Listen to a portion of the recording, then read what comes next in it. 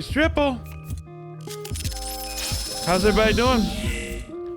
All right, time to look at my new gameplay. I have to show you, I have to update the base video from the Wuling home tour I did earlier. I did some really good updates to this base. Now everything looks really nice. Here, hold on a second. I gotta show you. It now does 12 batteries a minute. I just did one simple change and everything worked out. So I'll show you that change in a second, but also I got it to actually look better and a lot easier and a lot less mess. I found out I was doing things very stupidly. First of all, let me just get to the Wuling side. Again, this base is actually something really for the people that have gotten all the way through the storyline. So you have to have completed the storyline. Your AIC stewards for each of these have to have everything unlocked. All their expansions, the Wuling Depots bus sections, and the Wuling bus for each of the 3 areas, the Marker Stone, Jingu Valley, and Wuling City bases. Also, just to show you real quick, make sure that you have the regional development level at 12 and that you have everything leveled up. So, and also just make sure that you have your outpost management, that you have these all leveled up as well. Because what you're gonna need is stock builds for many of these things to actually be purchased in order to get these things built.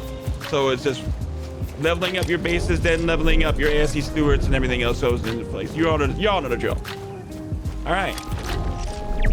This is Wuling City.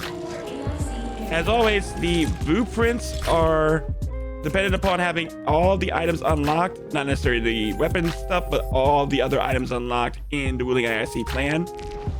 And for each blueprint, you're gonna put everything together as shown here. I have all the things edited. I have everything marked so that way you'll know exactly where to place them.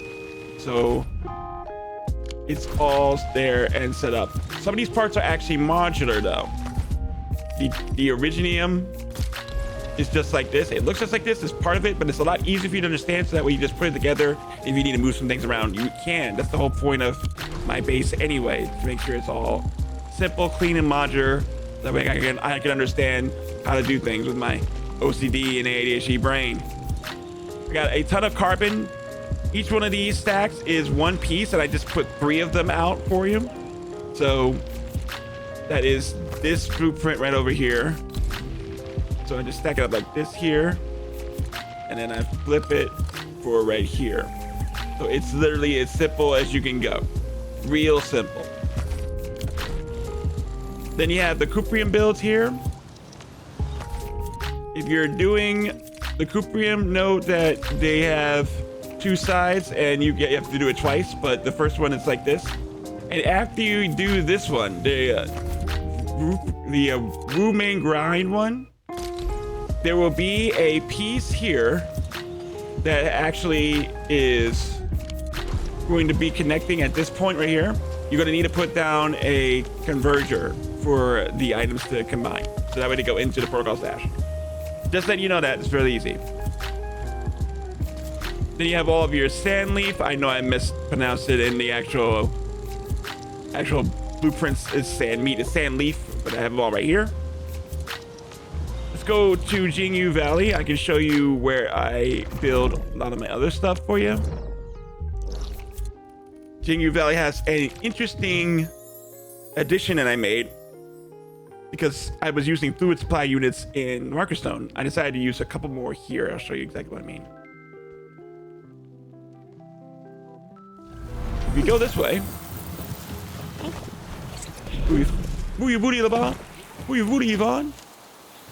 we have a fluid supply stack right over here that is dumping out what I actually get from here.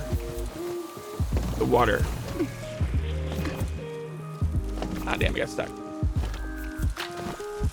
I do this right all the time. All right, whatever. All right. Get up top. Get up top here.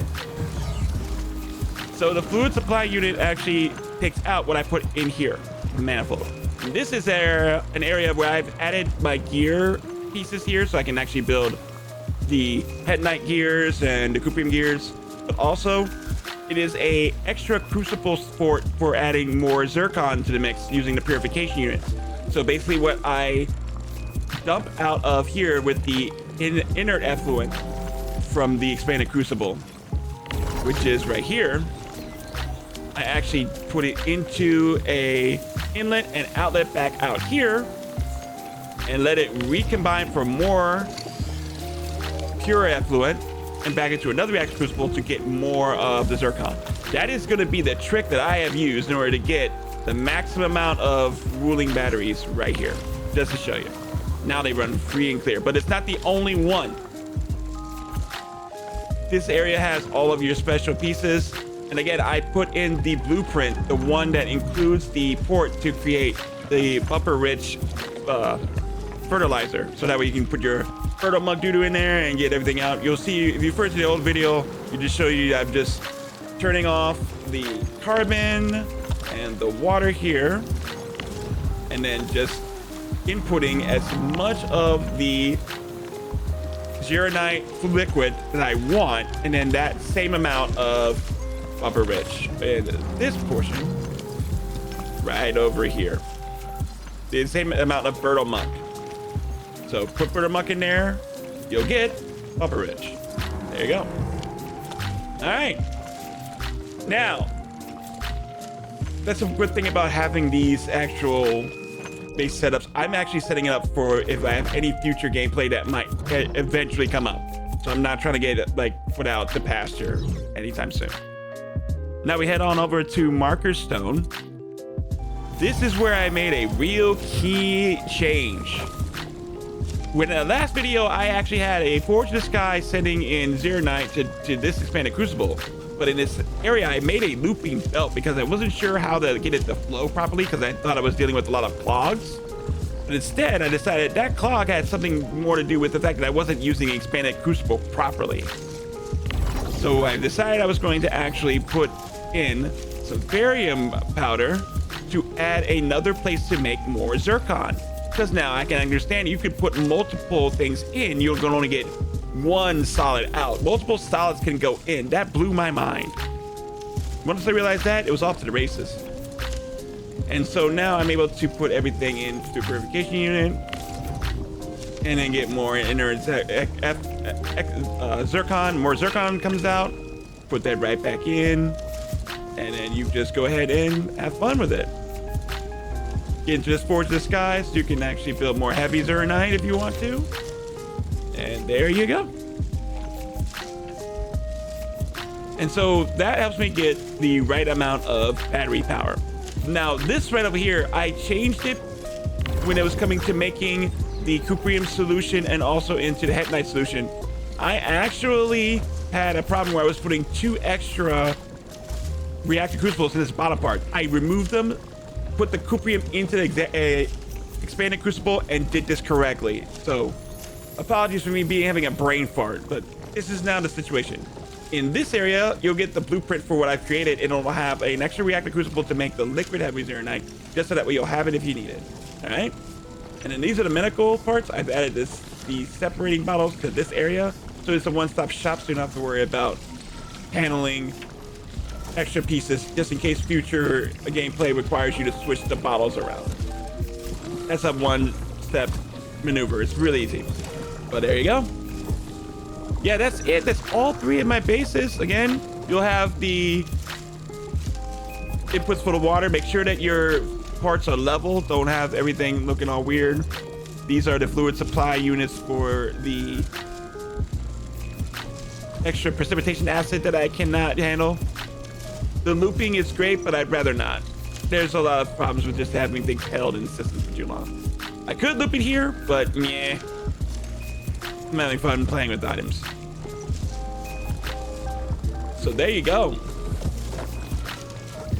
Thank you all for letting me share with you my Wuling home tour. The bases in question. I'm going to be able to play really well and max out my my gameplay and get more essences for my characters. But thank you for letting me show off in front of you guys. All right, this is Triple. Stay safe, stay sane, and stay sober, my friends. Peace.